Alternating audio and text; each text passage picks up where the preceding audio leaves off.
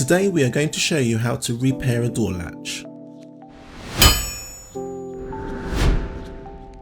If you are having a problem with your ride-on car where your doors no longer seem to lock properly, then this will be because of the door latch. Inside the door card is a tiny spring that sits on the latch. This acts as a lock and keeps the door secure. This can sometimes pop off into the door itself and stop the latch from working. There is a very quick and easy solution on how to fix this, which we will demonstrate in these next steps. To make this repair, all you will need is a Phillips head screwdriver. Step 1. Remove the door card screws. Start by removing each of the screws that attach the door card to the door itself. This will give you the room required to refit the spring once it is located. Prise apart the door card from the door. Step 2. Locate the spring.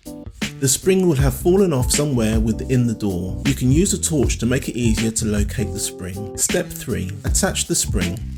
Compress the spring back into the latch mechanism. This part can be quite fiddly. Push the spring back on the latch stalk and compress the spring so that it catches on the other side of the mechanism. Try the latch a few times back and forth to ensure it is on securely. Step 4. Replace the door card.